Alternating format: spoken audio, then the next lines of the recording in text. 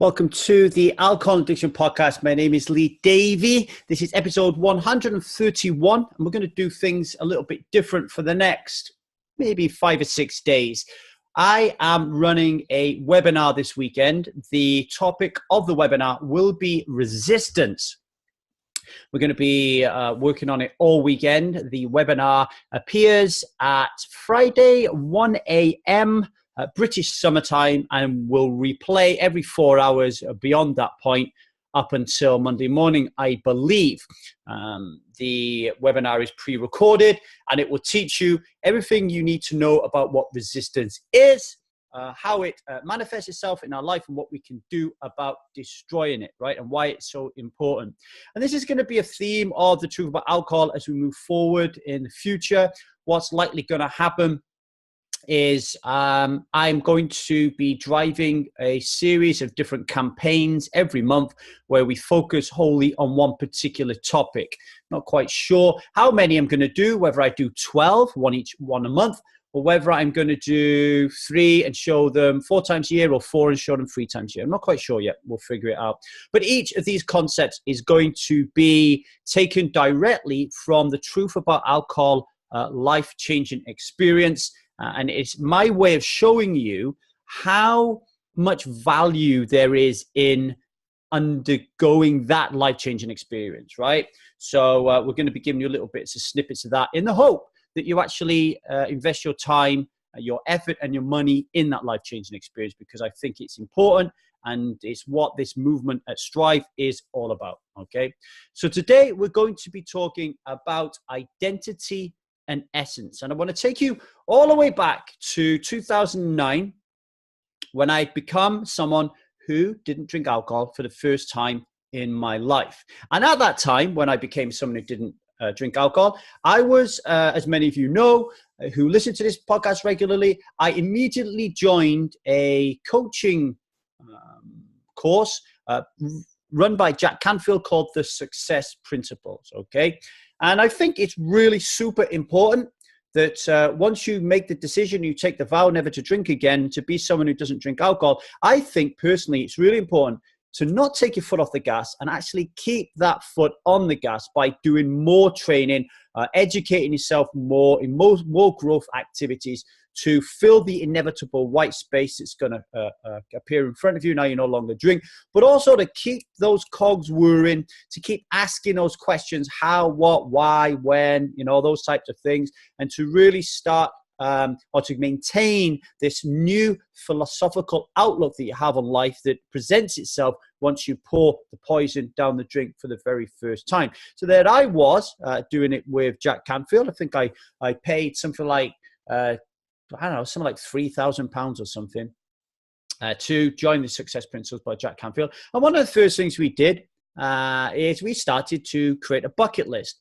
And people think that bucket lists are really cliche, but I don't think that they are. I think bucket lists are really, really important, because to create a bucket list is almost like the first stepping stone, if you like, on this journey that you're going to go on, where you're going to manifest more goodness in your life. So instead of just hoping that good things will happen in your life, pardon me, you're going to manifest these good things and plan them and schedule and get your subconscious working on making them turn into a reality by taking action. And one of the first things to do is to create a bucket list. So I think that is super duper important. And one of the things on my bucket list at the time was to do a public speaking event. And literally within the first fortnight of me writing this on my bucket list, good old friend of mine called Mark Williams, who is the founder of Fathers Reaching Out, which is a mental health group that looks specifically at postnatal depression for men. And Mark has been a guest on the Alcohol Addiction Podcast talking about his struggles with alcohol. So you can check that one out, Mark Williams. And Mark contacts me and says, Ching, because that's what he used to call me back then. Ching, will you do me a favor? I really need speakers at this gig I'm doing on postnatal depression for men in Porthcawl in South Wales. And I'm like, Mark, what do I know about postnatal depression? And Mark said, I don't care what you know about postnatal depression. I just need people to talk about something okay? Because I've hired a room, I've got all these chairs there, I've got an audience, they're all coming to listen about postnatal depression, and we have a lot of experts talking about that, but we need to fill the time up with other people talking about other things. And I know that you, as someone who doesn't drink alcohol and you're very passionate about it, why don't you talk about that? And I did. I decided to, on the huff, stand up in front of this crowd of people and talk about how books, how literature had changed my life. And I talked about the power of Easy Way, Alan Carr's Easy Way to Stop Smoking Permanently and to control alcohol, and then Jack Canfield's Success Principles, and all these other books that had led me at that time to be someone who doesn't drink alcohol and to go on that growth journey. And at the end of that talk, I would like to say I got down off the stage, but there wasn't a stage. I walked away from the area where I was standing up and talking. And this woman came over to me, Sue. Sue is a striver now. And Sue came up to me and said, Lee, I'm really curious about your talk. I have tried many, many times to become someone who doesn't drink alcohol, but I keep having that craving and desire. And I wondered what the secret was, how you stood up there and you said that once you decided that you was going to be someone who doesn't drink alcohol, you never had a single craving or desire. What's the secret? And I turned around and said to her, well, the secret is I quit my job. Okay, I quit my job. Now, what does that mean? I quit my job. Well, going back to this really important thing I talked about keeping the pedal to the metal, and keeping that growth and those that forward motion of change in your life, right? Once you've become someone who doesn't drink alcohol, it's really super important. And the first thing I realized once I had started to philosophize about life with the fog lifted from my mind is I started to say to myself, okay, what is it in life that isn't working for me right now? Okay, because I realized that alcohol wasn't working for me. And when you realize that alcohol isn't working for you after drinking it for 2 to 3 decades and not even realizing that you was drinking a powerful poison that was slowly killing you and screwing up your life, but more than that, you fucking loved it at the same time. Once you realize that, you can't help but say, well, what else in life am I missing? All right. And it was the obvious was staring me in the face. I couldn't sleep at night. I was suffering from a little bit of insomnia. And the reason I couldn't sleep at night is because I was terrified of going to work in the morning, okay? I was terrified of going to work in the morning because I was going through a real tough time around then. The world was in an economic crisis. I was working in a rail logistics firm that specialized in moving steel. Nobody was buying cars. Nobody wanted our steel. And I was under intense pressure to make as many people as I could redundant in order to save money on the OPEX because we wasn't bringing in the revenue. In short, I was destroying people's lives. And I was finding it really difficult to come to terms with that. I received death threats from people phoning me up, telling me they were going to kill me and cause a problem to my family. It was a very, very stressful time. And I've been working on the railway up until this point, 19 years from leaving school. It was the only thing that I knew. And if someone, you meet someone at a party and you go through the usual rigmarole of talking about stuff that you're not interested in, the small talk crap that we do with human beings every minute of the day. And one of the first things that people say is, so what do you do then, Lee? And I would turn around and say, I am a railwayman. I wouldn't say that I worked on the railway. I wouldn't say there was an area productions manager. I would say I'm a railwayman. And that is really important because what that tells me is I identified with my job, right? I identified as a railwayman, okay?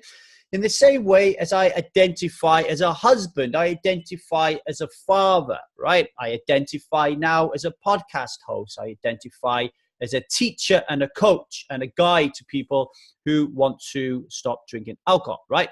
It's this identity, okay? And wrapped up with this identity is the need for status, okay? Everything we do revolves around status. It's either every decision we make is to either increase our status or decrease our status, right? A lot of our identity revolves around our stuff, our materialistic possessions, our money that we earn, keeping up with the Joneses. How do people look at us? That kind of thing. So status stuff, it all kind of accumulates into our identity. And you can go back even further to when we're children, when we are being force-fed the rule book of life by our parents, our mentors, by society and our tribe. And that in itself is creating our personality, which is by default is our identity. And a part of that identity is I am someone who drinks alcohol. I am someone who thinks that alcohol is normal and pleasurable. That is also part of our identity, right? Now, the trick here is, and the reason I'm talking about this and why I think it's really important, is a very, very powerful thing happened to me when I decided to stop working on the railway. What happened? I wasn't a railwayman anymore. Boom. I kind of lost that part of my identity. And something else happened within the first year of me deciding to leave the railway is my wife at the time asked me for a divorce. Boom. I move out. I'm no longer a husband. Okay. I'm no longer a husband. I'm still a father, but I'm not a railwayman. I'm not a husband. Okay. And for many years after that, I started to really worry about this loss of identity, not at a conscious level, but at a subconscious level. I remember having therapy with a good friend, Laura, who you can find Laura on a number of Alcohol and Addiction podcasts at the beginning of the show's birth. And I remember when Laura was doing some therapy with me, one day she turned around and said to me, Lee, you don't really know who you are, do you? And I looked back and I remember I said to her, I don't, and I burst out crying. I thought that a lack of identity was a very damaging thing, that because I didn't have an identity anymore, because I wasn't a railwayman, because I wasn't someone who drank alcohol, because I wasn't the leader of my gang anymore, because I never went out drinking, because I wasn't a husband anymore, I didn't know who I was. And I thought that that was a terrifying thing. But more than just being a terrifying thing, I thought that it was a bad thing, right? I thought it was a really bad thing. I needed to get back. I needed to build an identity. I needed to know who I was. But I'm starting to learn that instead of looking at this loss of identity as a bad thing, and instead of thinking about, I lost my job, I lost my wife, I lost my house, I lost my possessions, right? You can look at life as in terms of gains. So I gained my freedom. I gained the ability to create a career from scratch. I gained the ability to fall in love again with a new woman more aligned with my values. I gained the ability to have another child, which I wouldn't have been able to have in that first relationship. So you can look at it as you gaining stuff, not losing stuff. And here's the key thing here, of course, is when you're stuck with this identity, when you're constantly worrying about who you are, about how you should act, about what you should be, what you should do, and the stuff that you own and the status that you have, all of this stuff, all of this, these things that link to your identity, either through external stimuli or more dangerously, internal stimuli, okay? It all creates value in alcohol, right? Because let's just say that one of the reasons that people really stress or get anxious or depressed about the voices that go on in their head, or their self-worth in the world, or how they fit into society, or how they're being treated by their parents or their lovers, right? It's all wrapped up in identity, right? You are identifying with, I am weak, I have low self-worth, I am shy, I am boring, I am fucked up, right? All these things you tell yourself, all these lies that you create inside your head are actually turning into your identity, your personality. And we work on the life-changing experience of understanding and analyzing this, and then cutting it up with an axe, and then saying, okay, come on, let's do this a little bit better now. Because we're not 7 or 8 anymore. We're not a teenage boy or a teenage girl. We're a grown man or a grown woman. We're a lot more intelligent. We've got a lot more experience. And if we created this identity and this personality when we was a little whippersnapper, now we can do a much better job, okay? Now, what I found is when I destroyed my identity, a lot of it by choice, some not by choice. I didn't choose to get divorced, for example, but I did choose to leave my job. So through a different variety of circumstances, as my identity started to become dismantled and to like disappear, I actually started to find my essence, right? And what is my essence? My essence is my meaning. My essence is my purpose. My essence is the reason I get up every morning. You will know every time I do a video, every time I write a blog post, every time I record a podcast, I say, my name is Lee Davey. I am not an alcoholic. I refuse to be anonymous. I am someone who doesn't drink alcohol. And here's the important bit. I spend every waking minute thinking about how I can make other people do the same, okay? That is my essence. I'm finding out who I am. I want to turn Strive and The Truth About Alcohol into a movement of millions of people, and to use that money to save the lives of millions of children around the world, and animals and adults, okay, through the use of effective charities, okay? Now, I can only do that once I find out what my true essence is, and I can only find my true essence when I break away my identity. Identity and essence, okay? You cannot get to the essence of who you are without first dismantling this bogus identity that we created over many years of very limited rules, okay? That mean that alcohol suddenly has value because we can see that alcohol cures a problem, or alcohol acts as a medicine, or alcohol knocks us out, okay? Or alcohol acts as a stimulant or an anesthetic, okay? This is all because of issues we have relating to our identity. And once we don't have an identity and we reach our pure essence, the reason that I no longer crave or wanted to drink alcohol anymore once I'd reached that state was because alcohol had no value anymore because of my loss of identity, okay? If you can't get your head around that just on this podcast, then the life-changing experience is a place you want to be, where we go into that in more depth.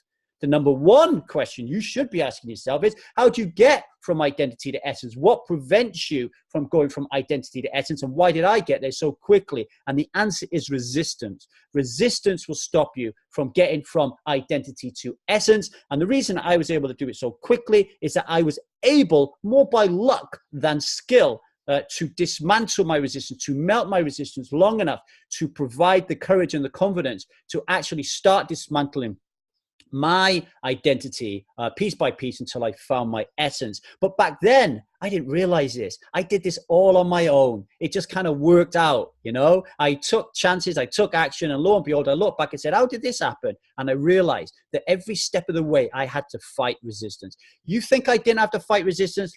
Hear this out, right? Leaving my job on the railway was the most difficult decision I've ever had to face. Far more difficult than quitting alcohol. Far more, a million times more difficult than quitting alcohol was my decision to leave a job 19 years after I'd begun it, because my identity said, I'm a railwayman. If I stop this right now, who am I going to be? If I stop this right now, how am I going to support my family? If I stop this right now, I am nothing. I am nobody. I am just no good to anybody. That is solid gold resistance, okay? And this weekend, we will be showing you a webinar all about how to conquer resistance, okay? Make sure you check it out. Friday, 22nd of June, 1 a.m., British summertime, repeating every 4 hours beyond that until Monday morning. To sign up, go to www.thetruthaboutalcohol.co.uk. You'll see an opt-in form. Put your name in, put your email, press boom, I want to beat the resistance, and join the webinar. And you will see my ugly mug all this weekend talking about resistance. And hopefully after watching that and listening to me talk about it for 60 to 90 minutes, you will then take the decision to take the life-changing experience. And I hope you do. There are only 10 spots available this month, so you've got to be quick on the trigger. Make sure you watch one of those early webinars, because it will be a first-come, served basis that we'll be picking up those 10 people. Okay? If you have any questions whatsoever on this identity and essence, then send me an email at thetruthaboutalcohol@gmail.com. This is Lee Davey. I'm not an alcoholic. I refuse to be anonymous. I do not drink alcohol, and I spend every waking moment helping other people do the same. I thank you.